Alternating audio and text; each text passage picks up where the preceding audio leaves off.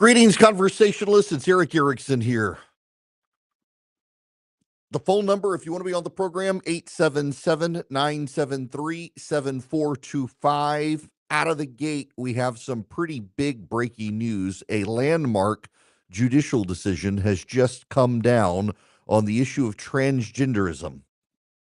This happens in Georgia, my home state where I am, in a case involving a county right next to mine, Houston County.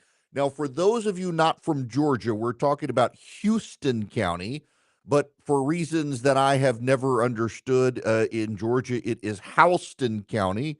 And Sheriff Talton down there, a great sheriff, Anna Lang is the plaintiff. The case is Anna Lang versus Houston County. It is a landmark decision on transgenderism. It actually very significant decision. And here's why, and I want you to pay attention to this, because I went back and looked. When the original decision was released, it was heralded as a major decision, and it was covered nationally in the national press. It was covered by the New York Times.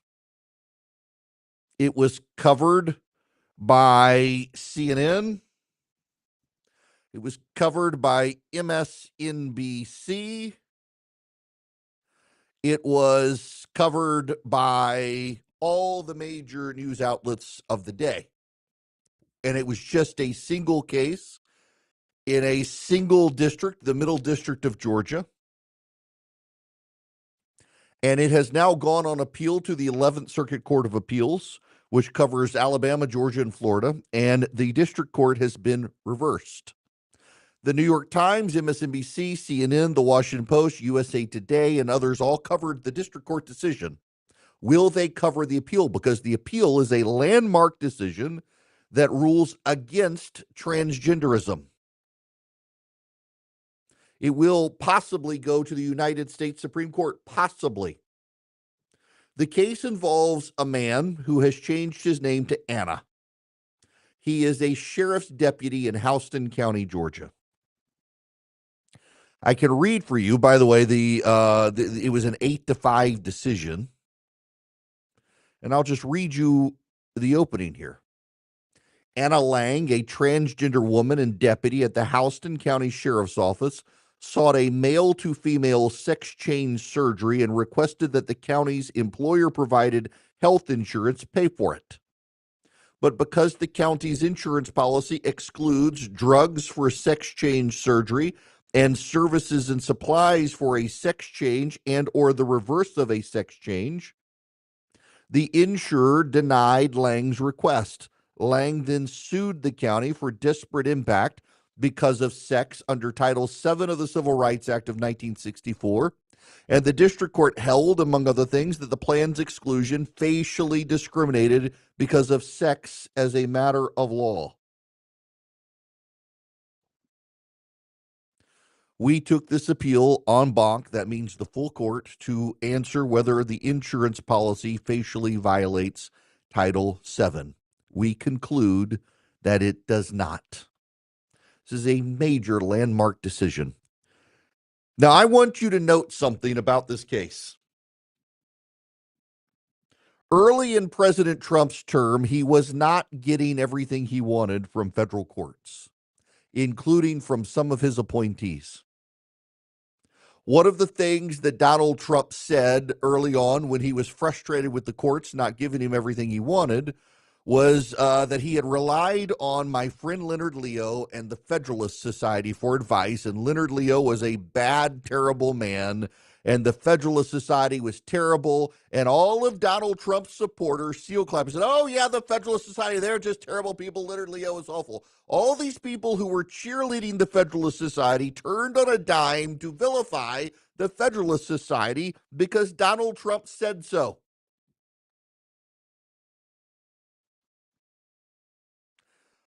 This was an 8-5 decision of the 11th Circuit Court of Appeals. All 8 members of the majority are Federalist Society members. The 5 members of the minority, not a single one of them is a Federalist Society member.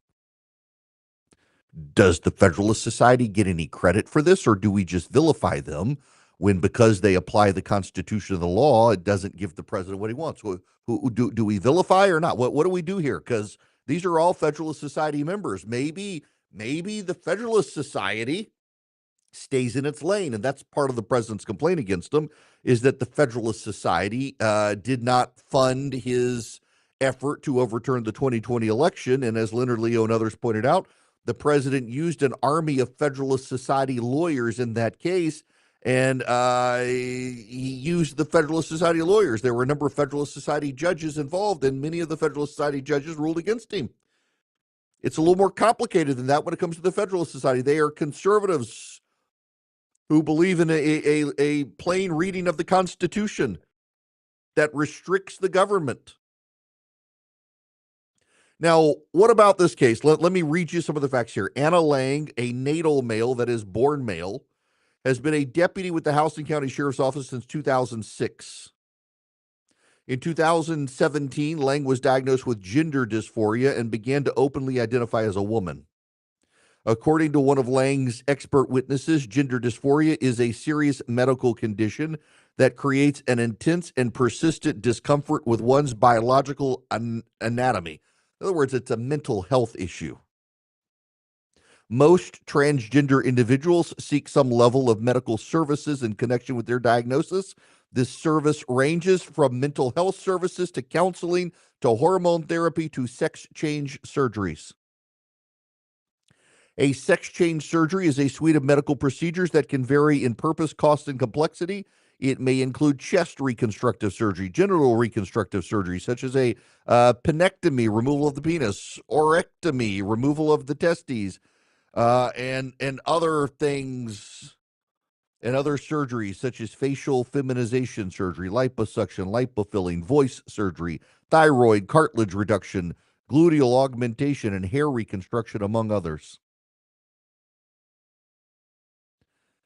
As a deputy of the Houston County Sheriff's Office, Lang participates in the county's health insurance plan. The plan excludes coverage for 68 medical categories and 29 pharmaceutical categories. Among the excluded medical categories are dental and vision care, elective abortions, contraceptives, hearing aids, fertility treatment, and oral surgeries.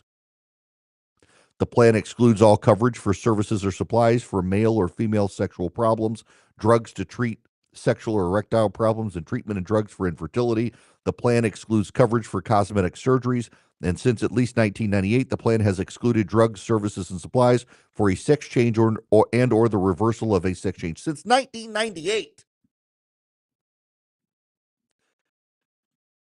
So this deputy Lang argued that this was sex discrimination,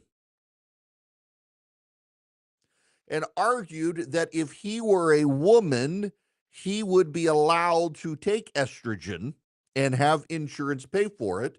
But since he is a biological male, he's not. And the rules, you have to understand how transgenderism has gamed the logic of the system. Under the rules for sex discrimination, what you essentially do is you work your way changing the facts and say, would this be a case of a woman or not? They're relying on the Bostock case, and that was a Neil Gorsuch authored opinion that said that transgender employees are protected under Title VII for employment discrimination. I mean, you can't fire someone because they're transgender. Under Bostock, we apply a simple test for sex discrimination. Change one thing at a time and see if the outcome changes. If changing the employee's sex would have yielded a different choice by the employer has discriminated based on sex. Lang argues the plan discriminates based on sex because it would have covered the requested surgery if Lang were born female, and denied coverage only because Lang was born a male.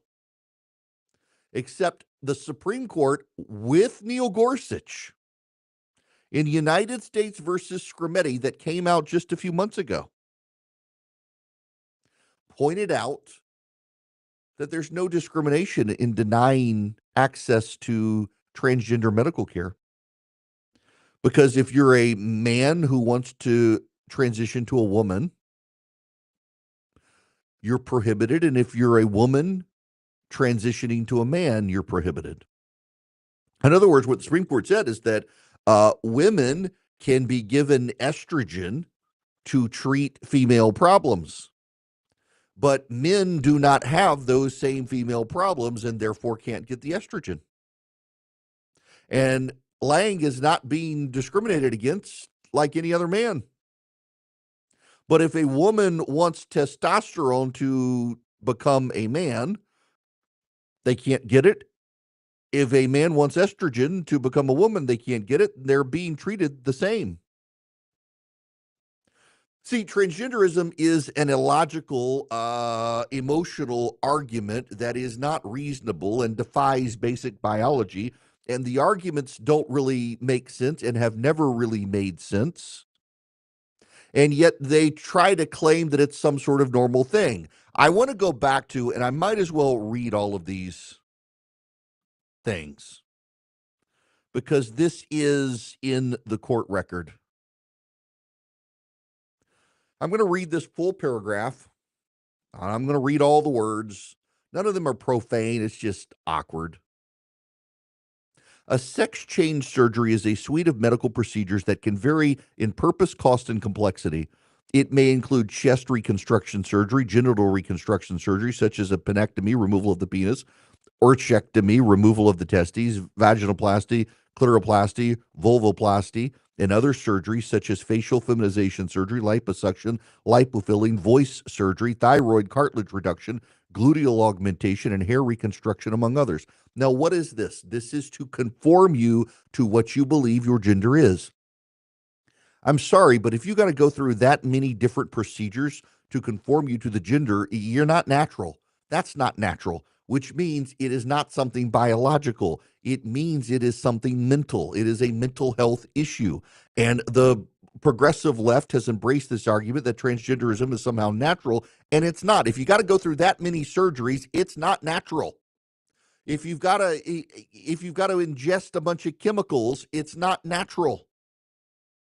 And yet they've insisted somehow it is and must be normal, and it's not. And the 11th Circuit Court of Appeals, the 8 members of the Federalist Society on the 11th Circuit Court of Appeals have said, no, it's not discrimination to tell you that you can't have your sex change covered by your insurance because, well, it applies both ways. A woman can't transition to be a man under the policy. A man can't transition to be a woman under the policy. That's not discrimination. You're treating the men and women exactly equal.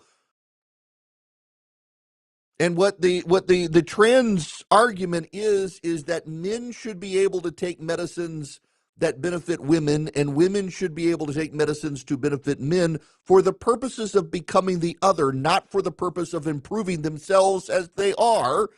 And the court says, no, the logic doesn't work out on that.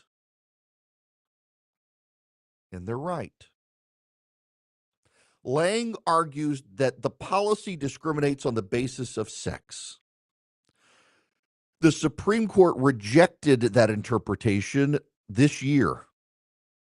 The plaintiffs argued that a Tennessee law discriminated based on sex when it allowed certain treatments for gender dysphoria in children, denied those treatments in children, but allowed those treatments for other medical conditions. And the court reasoned the law did not classify based on sex because the law doesn't prohibit conduct for one sex that it permits for another. Instead, the court explained that the challenged law divides minors into 2 groups, those who seek puberty blockers to treat the excluded diagnoses and those who seek puberty blockers to treat other conditions. If a transgender boy seeks testosterone to treat his gender dysphoria, the law prohibits it. If he changes biological sex from female to male, the law would still not permit him the hormones he seeks. If the same hypothetical child sought testosterone for qualifying diagnoses, the child could get the testosterone. It's those Federalist Society members that have done this that have been vilified by people on the right because they weren't transactionally giving them everything they wanted. Here is something you wanted. You got it from Federalist Society members. It is a landmark decision today from the 11th Circuit Court of Appeals saying that denying transgendered people insurance benefits to transition is not discriminatory. It's actually a very big decision. It's one we've expected, and now we've gotten it. Have something to say?